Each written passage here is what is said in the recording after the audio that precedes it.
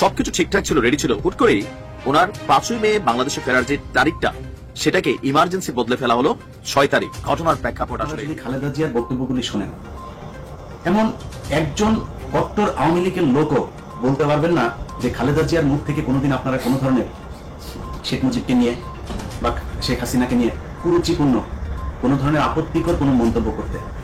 আসসালামু আলাইকুম ভিউয়ার্স, দেশ ও দেশের বাহির থেকে যারা আমার ভিডিওটি প্লে করেছেন জানাচ্ছি আন্তরিক শুভেচ্ছা অভিনন্দন। আশা করি সবাই ভালো আছেন, সুস্থ আছেন, আলহামদুলিল্লাহ। তো ভিউয়ার্স, দীর্ঘ 17 বছর স্বৈরশাসক শেখ হাসিনার মিথ্যা মামলায় কারাভোগ করার পর শারীরিক সুস্থতার জন্য এবং উন্নত চিকিৎসার জন্য কাতারে গমন করেছেন সাবেক প্রধানমন্ত্রী খালেদা জিয়া এবং সেখান থেকে 2 পুত্রবধূকে নিয়ে উন্নত চিকিৎসা ছেড়ে গতকালকেই ঢাকায় ল্যান্ড করার কথা ছিল। তবে শেখ হাসিনার ক্রু অ্যাটাকের কারণে খালেদা জিয়ার সেই প্লেনের ফ্লাইটটি বাতিল বা স্থগিত করা হয়, যা আগামীকালকে আবারও সেই ঘোষণা প্রদান করা হয়। তবে এখানে শেখ হাসিনার পরিকল্পিত খালেদা জিয়ার প্লেনে যে ক্রু হামলাটি চালিয়েছেন এর মূল হোতা ও আটক সমস্ত বিষয়ে আপডেট জানবো আমরা রিপোর্টে।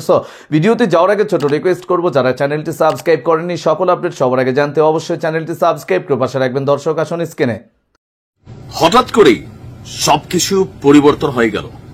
বিএনপির নেতাকর্মীরা অপেক্ষা করেছিল প্রায় সম্ভবত 14-15 বছর পর জনাব তারেক রহমানের স্ত্রী ডক্টর জুবাইদা তিনি বাংলাদেশে আসবেন, সাথে শাশুড়ি বেগম খালেদা জিয়া। সবকিছু ঠিকঠাক ছিল, রেডি ছিল, হুট করেই ওনার 5ই মে বাংলাদেশে ফেরার যে তারিখটা সেটাকে ইমার্জেন্সি বদলে ফেলা হলো 6 তারিখ। ঘটনার প্রেক্ষাপট আসলে কি? হেডিং দেখেছেন যে আমরা যে হেডিংটা দিয়েছি যে হাসিনার কেবিন ক্রু, মানে শেখ হাসিনার কেবিন ক্রু খালেদা জিয়ার ফ্লাইটে।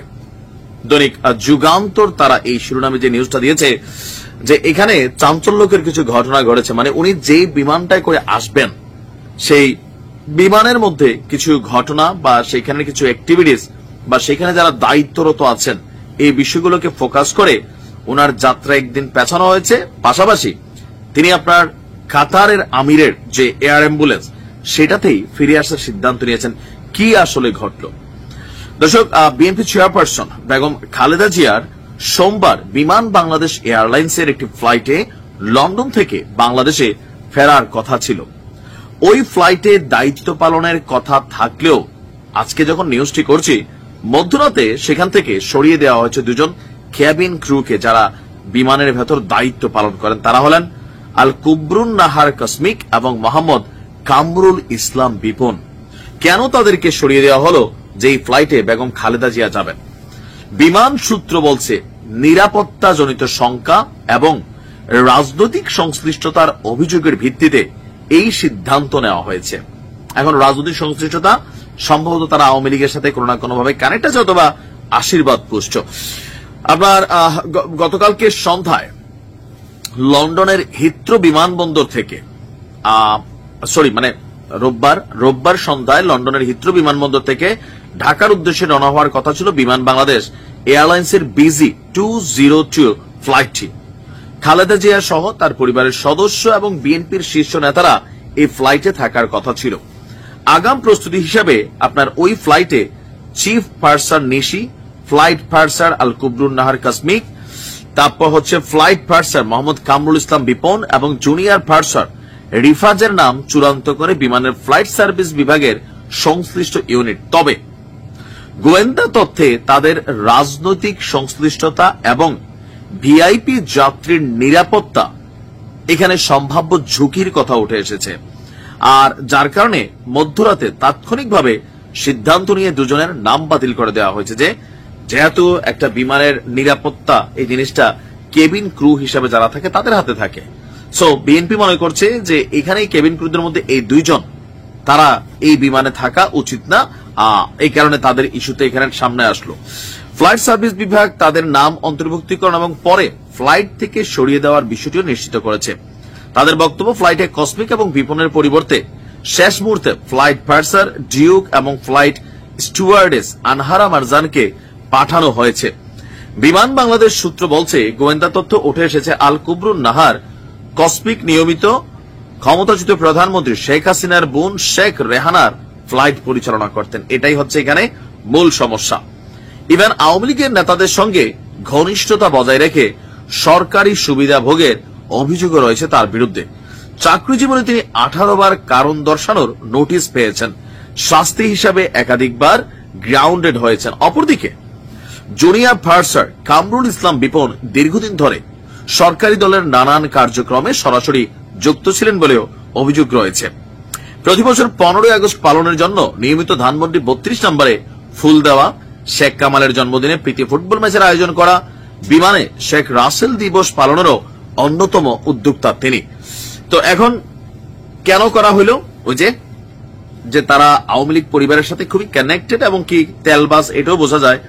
কারণ এই যে ধরেন ফুল দেওয়া, প্রীতি ম্যাচ, এগুলো হচ্ছে শেখ হাসিনার কাছে ভালো হওয়ার একটা ইস্যু ছিল এবং কি অবশ্যই এখান থেকে নানান সুযোগ সুবিধা তারা গ্রহণ করছে, যার কারণে বিএনপি মনে করছে না ভাই, এই দুজন ক্রু বা এরা থাকলে সমস্যা, এই ফ্লাইটে আসা যাবে না। তো পরবর্তী সময় ওনার ইয়াটা ক্যান্সেল হয়েছে। আর যতদূর আমি তথ্য পাচ্ছি, গণমাধ্যম বলছে, সূত্রগুলো বলছে যে কাতার আমিরের যে মানে এয়ার অ্যাম্বুলেন্স, সেটাতে করে বেগম খালেদা জিয়া দেশে ফিরবেন এবং বাকি সদস্যরা হয়তো বা ওই অ্যাম্বুলেন্সে করে আসবেন অথবা বিমান বাংলাদেশে আসবেন। 5 তারিখ আসছেন না, 6 তারিখ তিনি আসছেন। ভালো থাকুন, আসসালামু আলাইকুম। দর্শক, স্ক্রিনে আমরা সে সম্পর্কে বিস্তারিত জানলাম। এই বিষয়ে আপনাদের মতামত কমেন্টে জানান, কেউ ভিডিওটি স্কিপ করবেন না। অবশেষে খালেদা জিয়া তার 2 পুত্র বধূকে নিয়ে আগামীকাল বাংলাদেশে ল্যান্ড করবেন, কিন্তু তার এই সফরটা কি নিরাপদ নাকি অনিরাপদ? এদিকে কাতারে এয়ারলাইন্সে তাকে রাজকীয় সংবর্ধনা দিয়ে বিদায় জানানো হলেও এদিকে আশঙ্কা কোনোভাবেই কমছে না। অটোমেটিক্যালি তারেক রহমান অন্তর্বর্তীকালীন সরকার ডক্টর মোহাম্মদ ইউনূসকে তাদের নিরাপত্তা সম্পর্কে বিষয়ে অবহিত করেছেন। আসুন সর্বশেষ এ বিষয়ে আরো আপডেট জানবো রিপোর্টে। ভোট চুরি করে হোক, জোর করে হোক, রাতের আধারে হোক, আরেকজনের কোলে চড়ে হোক, আর যেভাবেই হোক, একটা দেশের প্রধানমন্ত্রী হয়েছেন এবং সেই প্রধানমন্ত্রীর বক্তব্য আপনারা শুনলেন। বাংলাদেশে আরো একজন প্রধানমন্ত্রী ছিলেন, বেগম খালেদা জিয়া। সেই মহিলাকে এমন কোন নির্যাতন নাই যে এই বদমাইশ বেটি করে নাই। ক্ষমতাচ্যুত, ঘরচ্যুত, সন্তান হারা, জেল খাটানো, এখনো ঘরের ভেতরে গৃহবন্দী করে রাখা, তার উপরে নানান ধরনের মিথ্যা অপবাদ, এতিমের টাকা, এই সেই, এগুলো তো আছেই। তো দেখেন, এত কষ্ট সহ্য করেও আপনারা যদি খালেদা জিয়ার বক্তব্যগুলি শোনেন, এমন একজন কট্টর আওয়ামী লীগের লোকও বলতে পারবেন না যে খালেদা জিয়ার মুখ থেকে কোনোদিন আপনারা কোনো ধরনের শেখ মুজিবকে নিয়ে বা শেখ হাসিনাকে নিয়ে কুরুচিপূর্ণ কোনো ধরনের আপত্তিকর কোনো মন্তব্য করতে। অথচ এই বেটিরে ওর কথাবার্তা শুনলেই মনে হয় দৌলতদিয়া থেকে উঠে আসছে এবং বিভিন্ন জনের অপকর্মের ফসল হচ্ছে এই শেখ হাসিনা। এমন ভাবে মানুষকে আক্রমণ করে কথা বলে, ওর খুব কাছের মানুষজন, যাদের কাছ থেকে সে একসময় সহায়তা নিয়েছে, সহযোগিতা নিয়েছে। শেখ হাসিনার পরিবার তো বিশাল আকারের, মানে সম্ভ্রান্ত পরিবার না, তাই না? শেখ হাসিনা কে? শেখ হাসিনার বাপ একটা গুন্ডা ছিল, গুন্ডামি করতে করতে তারপরে এসে পলিটিক্সে ঢুকেছে, ঢুকে ধানমন্ডিতে বাড়ি। ধানমন্ডির বাড়িটা কোত্থেকে আসলো? শেখ মুজিবের। শেখ মুজিব সোহরাওয়ার্দীর লাঠিয়াল হিসেবে সবার কাছে সমাদৃত ছিল। সেই সোহরাওয়ার্দীর হাত ধরে তারপরে এসে তিনি রাজনীতি শুরু করলেন। রাজনীতি শুরু করার পরে 71-এর কি কি ঘটনা, সেগুলো, ওই ঘটনাগুলো বাদ দিলাম, ওগুলি বলতে গেলে অনেক আলোচনা, আজকে অন্য আলোচনায় থাকবো।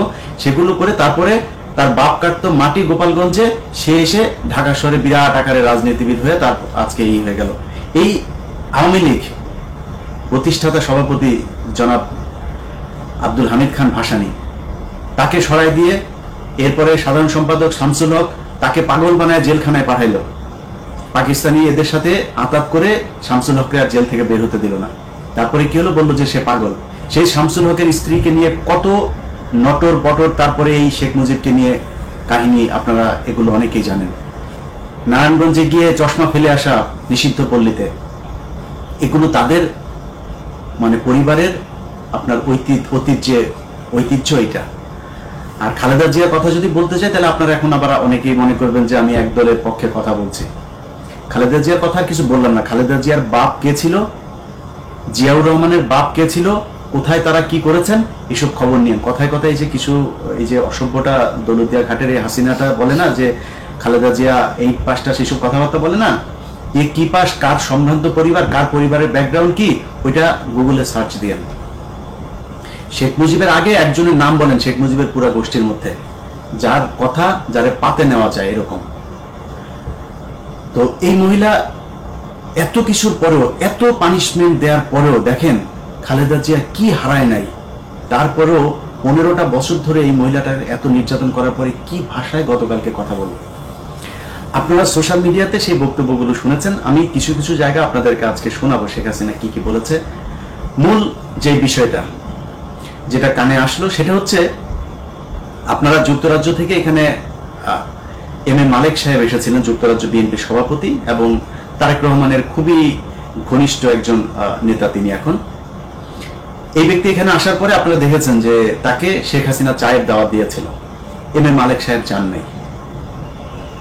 এম এ মালেক এখানে এসেছেন জ্যাকসন হাইটে, বিশাল বীরের মতো এখানকার সভাপতি সিদ্দিক টিদ্দিক যারা আছে তাদের সামনে দিয়ে তিনি এসেছেন, এসে বীরের মতো একটা রেস্টুরেন্টে গিয়েছেন, সেখানে চাটা খেয়েছেন, ঘন্টাখানিক ছিলেন, তারপর চলে গিয়েছেন। টু শব্দ কেউ করতে পারেনি, উল্টা গিয়ে তারা বলে এসেছে শেখ হাসিনা চায়ের দাওয়াত দিয়েছে, তারা যায় নাই। মাননীয় প্রধানমন্ত্রীর নির্দেশে আমি তাকে দাওয়াতটি দিয়েছি, আমার দাওয়াত না, মাননীয় প্রধানমন্ত্রী আমাকে নির্দেশনা দিয়েছেন, সেই নির্দেশনার মতো আমি তাকে দাওয়াত পৌঁছে দিয়েছি। আমাদের নেত্রী আমার মা, মাদার অফ ডেমোক্রেসি, বাংলাদেশিদের মা, তো সেই মা আজকে জেলের ভিতরে থাকবেন। আমার কি শখ লেগেছে যে হাসিনার সাথে আমি চা খাবো, এটা তো আমার এথিক্সের বাইরে। হাসিনা লন্ডনে গিয়েছে, আজকে কয়েকদিন ধরেই নাকি তিনি চেষ্টা করছেন তারেক রহমানের সাথে তিনি বসতে চান। তারেক রহমান গত এই 2 দিন আগে পর্যন্ত তাকে না করেছে এবং শেখ হাসিনা মনে করেছিল শেষ পর্যন্ত তিনি পারবেন তার সাথে বসতে। তারেক রহমান শেষ পর্যন্ত তাকে বসার সময় দেননি। সেই সময় না দেওয়ার কারণে পরশুদিন সে এই যে কথিত যে সংবর্ধনা আওয়ামী লীগের দালালদের সাথে বসে বিষোদ্গার করলেন। আমাদের অনেক লোকজন আছে, বিএনপিরও অনেক লোক আছে যারা কিনা বলে থাকেন যে শেখ হাসিনাকে যতই হোক আমাদের তো প্রধানমন্ত্রী, তারে নিয়ে একটু সুন্দর করে কথা বলতে। এর মতো অসভ্য, এর মতো বেহায়া, ইতর, তাকে সুন্দর করে কথা বলতে হবে, সে আপনার প্রধানমন্ত্রী হইতে পারে। আমি তার জীবনে কোনোদিন প্রধানমন্ত্রী হয়েছে এটা আমি বিশ্বাসও করি না, হইতে কখনো সহায়তা করব সেটাও করব না, সে যে এখন প্রধানমন্ত্রী এটাও আমি মানি না। দর্শক, স্ক্রিনে আমরা সে সম্পর্কে বিস্তারিত জানলাম। সো ভিডিও এই পর্যন্ত, ভালো লাগলে লাইক অ্যান্ড কমেন্ট করবেন এবং দেশের সকল আপডেট সবার আগে জানতে অবশ্যই চ্যানেলটি সাবস্ক্রাইব করে পাশে রাখবেন। দেখা হবে পরবর্তী ভিডিওতে ইনশাআল্লাহ। আসসালামু আলাইকুম ওয়া রাহমাতুল্লাহ।